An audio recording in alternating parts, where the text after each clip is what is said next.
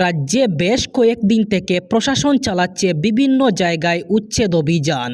রাজ্যের বিভিন্ন জায়গায় মসজিদ মাদ্রাসা ভেঙে ফেলা হয়েছে উচ্ছেদ করে।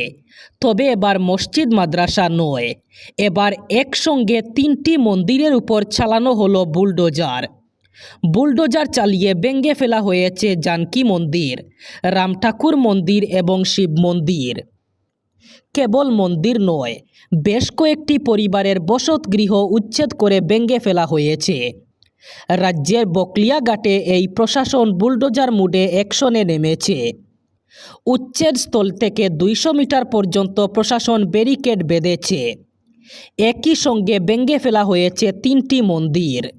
রাজ্যের ই-রিকশা চালকদের আতঙ্ক হয়ে দাঁড়িয়েছে ব্যাট বিএমএস মোবাইল অ্যাপ।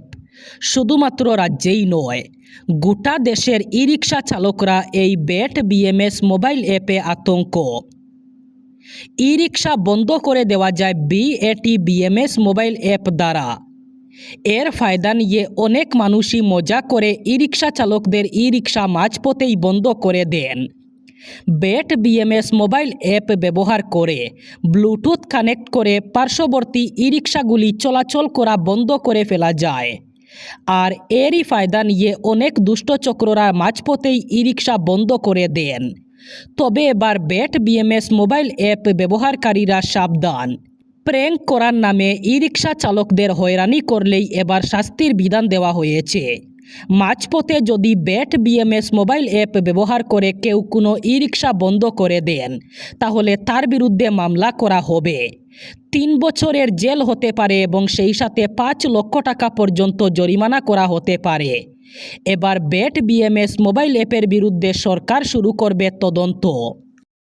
দেশের নাগরিকদের গোলাম বানাতে চাইছে সরকার। বিজেপি সরকারের বিরোধ করলেই নাগরিকদের বিরুদ্ধে মামলা দাখিল করা হবে নাকি? পুলিশ প্রশাসন মুখ্যমন্ত্রী প্রধানমন্ত্রীর সেবক নয়, পুলিশ প্রশাসন জনতার সেবক। এবার বিজেপি সরকারের তীব্র সমালোচনা করল বোম্বে হাইকোর্ট।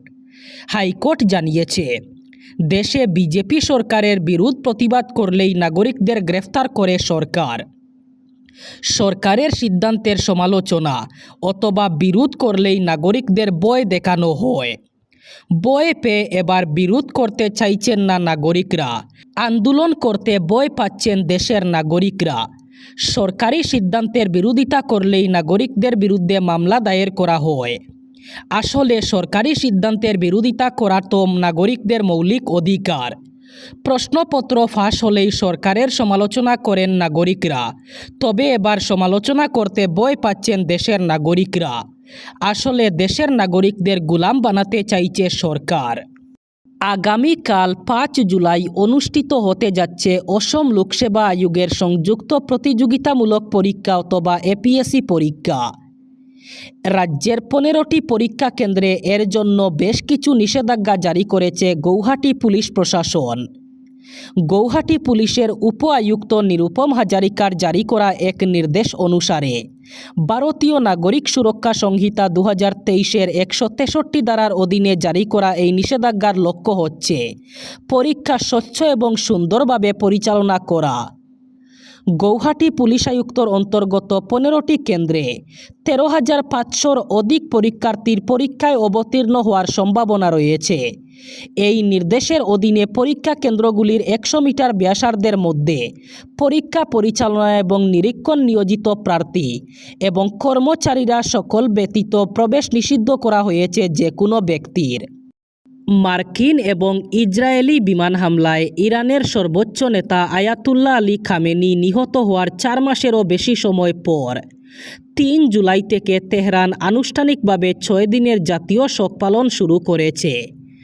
ইরান এবং ইরাকে অনুষ্ঠিত অনুষ্ঠানমালায় লক্ষ লক্ষ মানুষ এবং অসংখ্য আন্তর্জাতিক প্রতিনিধি দলের অংশগ্রহণের ফলে এটিকে আধুনিক ইরানের ইতিহাসের অন্যতম বৃহত্তম অন্ত্যেষ্টিক্রিয়া হিসাবে বিবেচনা করা হবে। 4 জুলাই ইরানের বহু কর্মকর্তা এবং রাশিয়া ও চীন সহ বিভিন্ন দেশের আন্তর্জাতিক প্রতিনিধি দল স্মরণসভায় যোগ দেবেন এবং শোক প্রকাশ করবেন। 5 জুলাই তেহরানের একটি মসজিদে খামেনেইয়ের মৃতদেহ শায়িত রাখা হবে, যা দেশব্যাপী জাতীয় শোকানুষ্ঠান সূচনা করবে। একই বিমান হামলায় নিহত তার কন্যা, জামাতা এবং নাতনি ও নতুন নেতার স্ত্রীর মরদেহ সঙ্গে রাখা হবে। আগামী 5 জুলাই খামেনেইয়ের কফিন তেহরানের একটি মসজিদে নিয়ে যাওয়া হবে, যার মাধ্যমে দেশব্যাপী রাষ্ট্রীয় অন্ত্যেষ্টিক্রিয়া শুরু হবে। এবার জাতীয় সড়কের মতো রাজ্যের হাইওয়েগুলিতে টোল ট্যাক্স আরোপ করা হবে এবং এক্ষেত্রে গাড়ি থেকে শুরু করে জিপ, বাস কিংবা ট্রাক অথবা ট্রলার সমস্ত যানবাহনের জন্য নতুন টোল ট্যাক্স নির্ধারণ করা হয়েছে। সম্প্রতি বিহারের মুখ্যমন্ত্রী সম্রাট চৌধুরীর সভাপতিত্বে মন্ত্রিসভার বৈঠকে টোল ট্যাক্স বিধিমালা 2026 অনুমোদন করা হয়েছে। সেই প্রস্তাব অনুযায়ী রাজ্য জুড়ে হাইওয়েগুলিতে চলাচলকারী যানবাহনগুলিকে এবার টোল ট্যাক্স দিতে হবে। সেক্ষেত্রে বিহার রাজ্যের হাইওয়ের দৈর্ঘ্য মোট 3614 কিলোমিটার, যার মধ্যে 3617 কিলোমিটার জুড়ে শুধুমাত্র 2 লেনের রাস্তা আর বাকি 40 কিলোমিটার রাস্তা 4 লেনের। কিন্তু যেহেতু রাস্তাগুলি এখনও পর্যন্ত চিহ্নিত করা হয়নি, তাই এগুলিতে নতুন টোল ট্যাক্সের হার কার্যকর করার দিনক্ষণ এখনও চূড়ান্ত হয়নি।